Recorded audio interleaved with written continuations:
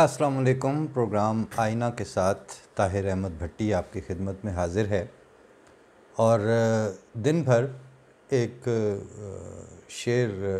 رشید کیسرانی صاحب کا وہ بار بار ذہن میں آتا رہا، اور ان کا جو سرائیکی لب و لہجہ تھا تو اس میں وہ سناتے تھے، اور وہ بہت جچتا تھا ان کے لہجے میں اور ان کے انداز میں کہ ہم تمہاری نبضیں ہمارے دم سے جواز ڈھونڈیں گی زندگی کا،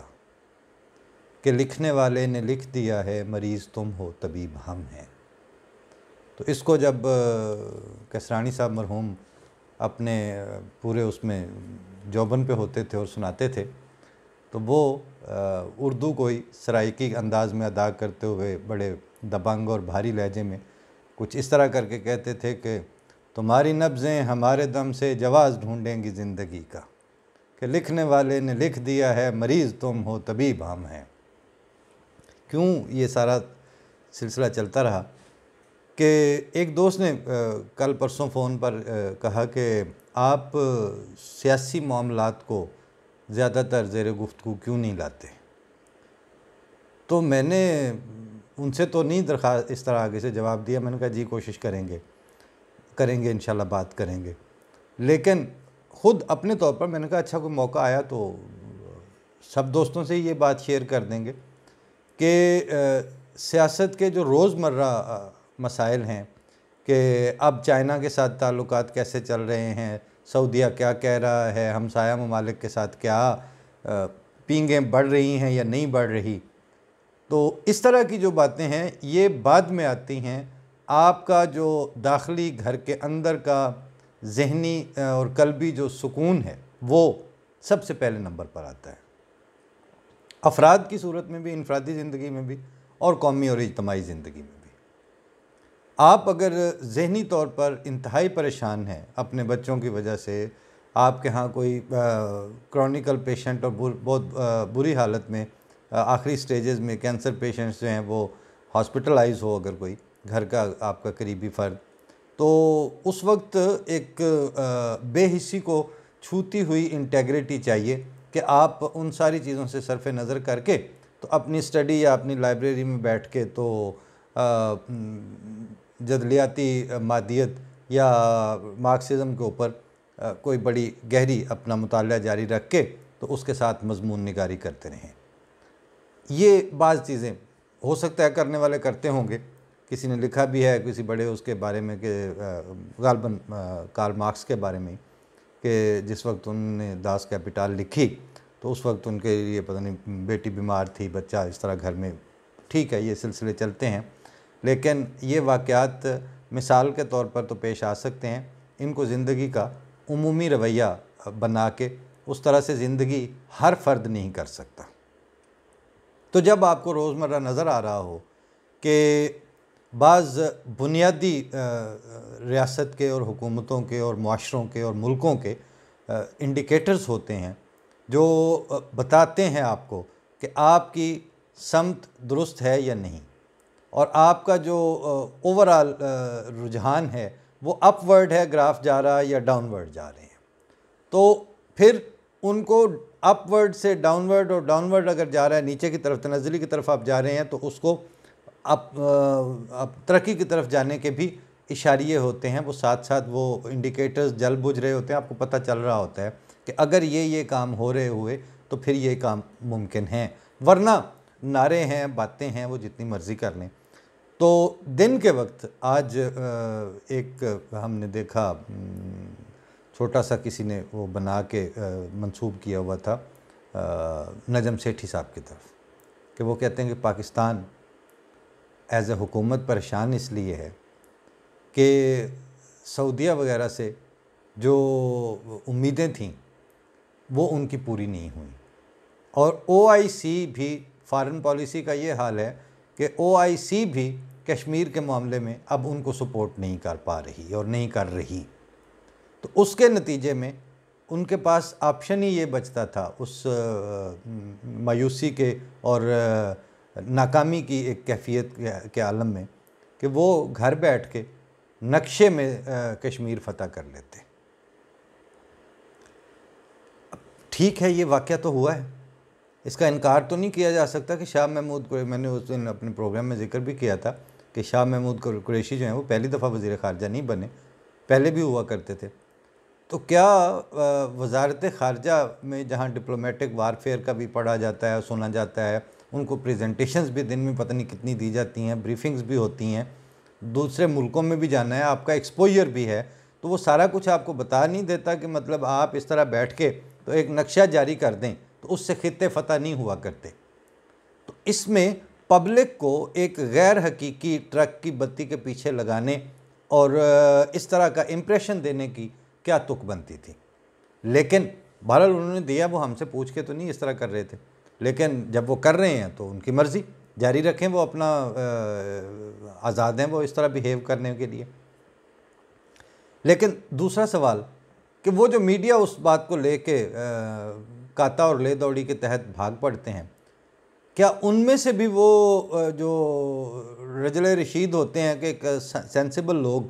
وہ کوئی نہیں ہے کہ وہ وہاں پہ بات ہی کر دیں کہ جناب یہ ہمیں آپ کس چیز کو ایڈورٹائز کرنے اور اس کو ایک ٹرینڈ بنانے کے اوپر مجبور کر رہے ہیں. ٹھیک ہے، پھر آپ کی ایک یک عالمی خبر لگا دیتے ہیں اور تھوڑا سا ٹکٹ چلا دیتے ہیں، ورنہ یہ گل شل تو ہے کوئی نہیں. یہ کوئی ایسی اہم اور واقعتاً اہمیت رکھنے والی بات تو نہیں ہے آپ کی. آج پھر دن میں جب اس طرح کی سوچ چلتی رہی تو شام کو محترم ایاز امیر صاحب کا آرٹیکل ایک پڑھنے کو ملا آج والا. تو اس میں انہوں نے یہ خوب لکھا، کہتے ہیں کہ میں تو اب تائب ہو چکا ہوں کہ آئینی ترمیمات کیا ہوتی ہیں اور 18ویں ترمیم اور صدارتی نظام، اور جب کہتے ہیں میرے ہوتے ہوئے کوئی میرے سامنے صدارتی نظام یا جمہوری نظام یا پارلیمانی نظام کا سوال اٹھائے تو میرا دل چاہتا ہے میں جوتا اٹھا لوں. اب غور سے دیکھا کہ اچھا لکھنے والے ہیں، اچھا سوچنے والے ہیں، اچھا پڑھنے کا ذوق رکھنے والے ہیں،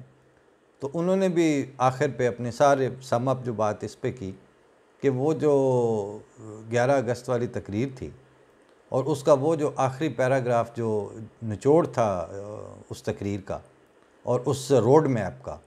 اور وہی نچوڑ قائد اعظم کی جو تقریر کا ہے، وہ اس وقت ان لوگوں کو ہضم نہیں ہو رہا جو بانی پاکستان قائد اعظم کے بھی مخالف تھے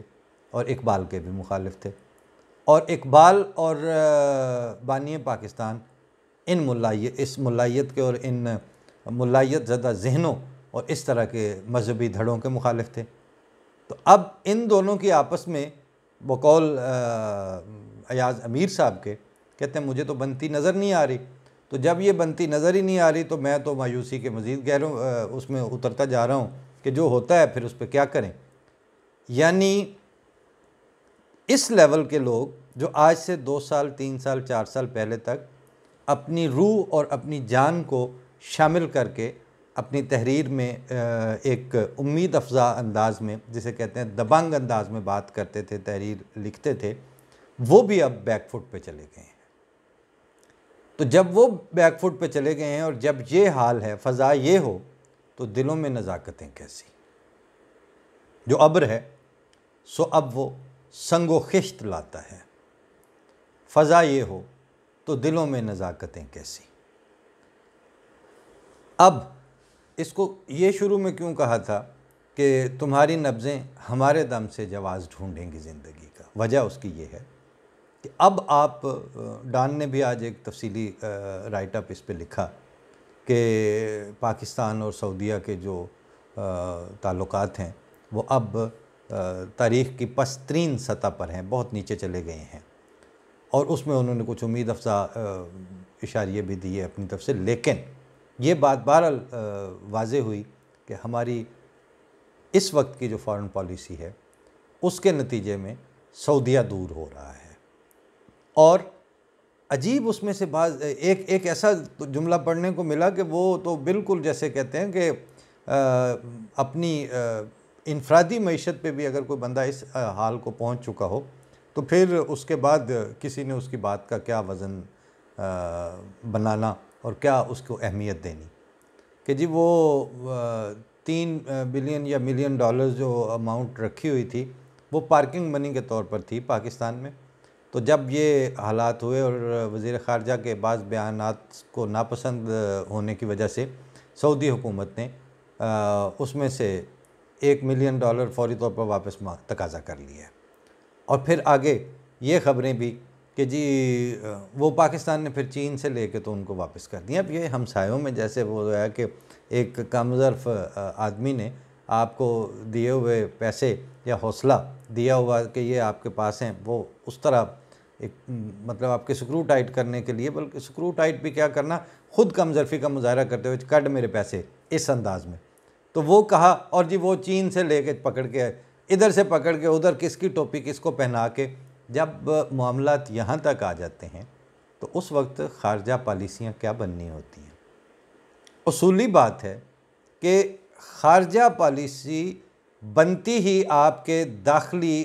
سیٹسفیکشن اور داخلی استحکام کے بعد ہے۔ آپ کے گھر میں، یعنی آج صرف ایک دن کی خبریں اس طرح کی تھیں کہ وحدت کالونی لاہور میں جلوس نکلا ہوا ہے، وہ دکھا رہے ہیں جی وہ دیکھیں یہ عاشقان رسول ہیں، اس بندے نے یہ کر دیا، اس کو یہ کرو، تھانے کے اوپر گھراؤ کیا ہوا ہے۔ اور وہ ٹھٹ پونجیے کونسلر جو ہیں وہ کہہ رہے ہیں کہ یہاں پہ عاشقان رسول کی تو کوئی کمی نہیں ہے، ہم تو یہ کر دیں گے، ہم وہ کر دیں گے۔ پبلک موب کے سپرد کرتے جا رہے ہیں ہر روز، سٹیپ بائی سٹیپ پاکستان جو ہے وہ موب کے سپرد ہوتا جا رہا ہے۔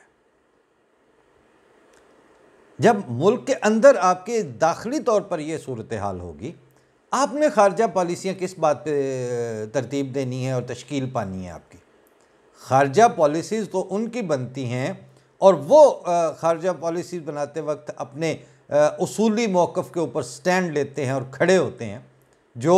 نمبر 1 معاشی طور پر کسی کے اوپر ڈیپینڈنٹ نہ ہو، نمبر 2 اگر ان کے اوپر معاشی تنگی کے حالات چاہے وہ نیچرل کلیمٹیز کی وجہ سے آئیں چاہے کسی بھی وجہ سے آئیں تو وہ پھر اس کمزوری اور اس تکلیف کو، ان کا جو قومی سٹف ہے، ہیومن سٹف، وہ قوم کا اس طرح کا ہو کہ وہ کہیں کہ آئے کچھ ابر کچھ شراب آئے، اس کے بعد آئے جو عذاب آئے، وہ اپنی جان پر سہارنے جوگے ہوں۔ وہ تربیت آپ نے پبلک کی کوئی نہیں ہوئی۔ یا تو ہو نا کہ آپ نے پبلک کو اس طرح ایجوکیٹ کیا ہوا ہے، اس طرح ان کو ساتھ لے کے چلے ہوئے ہیں، پھر وہ کہتے ہیں جنہ واسطے پاپ کمائے نہیں کتھے نہیں ہو کر دے۔ تو جب آپ اس طرح کا موقع آتا ہے تو ساتھ تو آپ کا وہ دیتے ہیں جن کا آپ نے کبھی ساتھ دیا ہو، جن کی عزت نفس روزانہ کی بنیاد پر کچلی جا رہی ہو۔ ابھی ٹھیک یعنی ہر لحاظ سے ان کا اچھا ذکر خیر بھی ہوتا ہے، بادشاہت بھی ہوتی ہے، اس کی ایک فوٹنگ ہے۔ نیشنل اسمبلی کا الیکشن لڑا جبران ناصر، اور جہاں ان کو ایک موقف اپنانا پڑتا ہے وہ بات بھی کرتے ہیں، لیکن یہ پچھلے ہفتے ہی وہ ایک جج صاحب کا جو اپنا پروٹوکولز کارڈ تھا وہ ان کے اوپر گن بھی تانتا رہا، ان کو کھینچتانی بھی ہوئی، تھپڑ شپڑ بھی مارے، اس کے بعد تھانے میں بند کروانے کے لیے ڈالے میں ڈال کے بھجوا دیا۔ پھر وہاں سے جا کے کہتے ہیں اب اس کو چھوڑ دیں، انہوں نے کہا اب میں نہیں جا رہا۔ اب یہاں وہ جج آئیں، ہائی کورٹ کے جسٹس صاحب آئیں اور پھر میرے اوپر پرچہ دیں، میری FIR کٹوائیں۔ یہ کیا تماشا ہے؟ اگر میں جبران ناصر ہوں تو چھوڑ دیا جائے، اگر میں جبران ناصر نہیں ہوں تو انہوں نے کہا یہ جو کروڑوں نوجوان یہاں کراچی میں بیٹھا ہوا ہے میں ان ساروں کی بنیاد پر میں بھی ادھر ہی بیٹھا ہوں۔ اب معاملات اس طرف جا رہے ہیں جو ہم آپ کو کہہ رہے تھے کہ آپ ہماری دشمنی چھوڑ دیں، آپ ریاست کے اندر کسی طبقے کو اپنے خیال میں کمزور گردان کے، ان کے کمزور کہتے کہتے ان کے اوپر آپ طاقتور جو کثرت رکھنے والا ہجوم ہے وہ اگر آپ ان کے اوپر چھوڑ دیں گے تو پھر حالت یہ ہوگی کہ اسٹیٹ کے پاس وہ کام کرنے کا نہ وقت ہوگا، نہ پریارٹیز ہوں گی، نہ ترجیحات کی وہ شکل بنے گی جن کے نتیجے میں ملک چلتے ہیں، قومیں بنتی ہیں، معاشرے ترتیب پاتے ہیں۔ اب وہ نہیں ہو رہا۔ اب پارلیمانی نظام تو صدارتی نظام تو اب 18ویں ترمیم تو وہ اب عمران خان کو یہ ہو رہا ہے، اب حکومت کو سلیکٹڈ ہے، اب نیا پھر لے کے آئیں گے، فوجی یہ کر رہے ہیں، حکومت یہ کر رہی ہے، نیب نے یہ کر دیا، مریم نواز کو وہ ہو گیا۔ اس سے کیا بنے گا؟ اس سے پبلک کو تو وہی ظلم کی چکی میں بھی پستے رہیں گے، ان کے ساتھ روزمرہ پیش آنے والے واقعات کی بھی وہی شکل رہے گی۔ ان کی عزت نفس کا بھی وہی حال رہے گا، اور ان کے اندر سینس آف سیکیورٹی، احساس تحفظ نہیں ہوگا۔ جب پبلک میں احساس تحفظ نہیں ہے تو ان میں آپ پیٹریٹزم کس طرح مرضی کوشش کر کے دیکھ لیں، انجیکٹ کرتے رہیں، وہ ریئیکشن کر جائے گا لیکن وہ ہوگا نہیں۔ اس لیے پتہ نہیں اب وقت ہے کہ نہیں، حالات تو یہی بتا رہے ہیں کہ بہت دیر ہو رہی ہے، واپس آئیں، واپسی کی طرف چلیں، نہیں تو اب معاشرہ ٹوٹ پھوٹ اور اس توڑ پھوڑ کا شکار ہونے جا رہا ہے جن میں اگر آپ ابھی تو آپ پھر بھی وقت نکال کے تو آتے جاتے احمدی پہ فائرنگ کر جاتے ہیں یا ٹارگٹ کلنگ کر لینے کا کوئی نہ کوئی آپ کے پاس وقت ہوتا ہے، لیکن جس طرف اب سوسائٹی مجموعی طور پر جا رہی ہے وہ جس وقت اکھاڑ پچھاڑ ہونی ہے تو پھر تو ایک دھڑا دوسرے پہ چڑھ دوڑے گا، دوسرا جو ہے وہ دونوں مل کے تو کسی اور کے اوپر، وہ اس کی مثالیں اس وقت دنیا میں پھیلی پڑی ہیں۔ ڈریں اس وقت سے اور اس کو سنبھال لیں، ورنہ یہ جو دھاگے ہیں یہ ایک دفعہ ہاتھ سے یہ ڈوریاں نکل گئیں، کھسک گئیں، پھر یہ وہی ہے کہ وہ جو پتھر برستے ہیں تو وہ پھر ساتھ بھی چھوٹے چھوٹے جو ہیں ان کو لے کے اور بڑے، اور جب نیچے تک پہنچتے ہیں اس وقت تک جو بھی سامنے آ گیا، جو بھی ان کی زد میں آ گیا، ان کا وہ سر کچلتے جاتے ہیں۔ تو وہ جو لینڈ سلائیڈنگ والا ماحول ہے اس سے پہلے ریاست اور حکومت اور معاشرت اور رہن سہن، ان چیزوں کو اس طرح کر کے کنٹرول کریں کہ باہمی اعتماد پیدا ہو سکے۔ ابھی چونکہ باہمی اعتماد نہیں ہے، میں تو ابھی آپ لوگوں سے مخاطب ہونا شروع ہوا ہوں، یا پہلے ٹھیک ہے کبھی کبھار لکھ بھی لیتے تھے، ان چیزوں کے اوپر جو ہے نا، وہ ایک دفعہ عبید اللہ علیم صاحب کے گھر میں کافی اس طرح کے جو جنگ کے ایڈیٹر اور اس طرح رائٹرز بھی، جرنلسٹ بھی اور پوئٹس بھی، تو ان ساروں کا مجمع لگا ہوتا تھا جو آتے جاتے رہتے تھے۔ تو اسی طرح سے اس وقت بحث چلی کہ جو گورنر راج اور دوسرے تیسرے اور صوبائی سندھ کے مسائل، تو اس میں ایک صاحب نے ایک شعر پڑھا کہ وہ انسانی مسائل جو ابھی ناقابل حل ہیں، اگر رندوں کو فرصت ہو تو میخ خانے میں رکھ دینا۔ بات یہ ہے کہ ان باتوں کے اوپر نظر ہوتی ہے، پتہ بھی ہوتا ہے، لیکن یہ بہرحال تیسرے اور چوتھے درجے کی ترجیحات تھیں۔ بنیادی ترجیحات میں اب پہلی ترجیح آپ کی امن اور دوسری ترجیح آپ کی برداشت۔ اگر یہ دو چیزیں آپ کے معاشرے میں نہیں ہیں تو معیشت کی اور اقتصادیات کی جو تہیں ہیں اور وہ جو ردیں ہیں وہ آپ نے لگانے کس چیز کے اوپر ہیں؟ بنیادی نیچے موجود نہیں ہے۔ اور آگے کا سوچنے اور کسی طرح لوگوں کو جیسے قومی طور پر ترقی کرنے کا جو شعور دینے کے لیے، ایک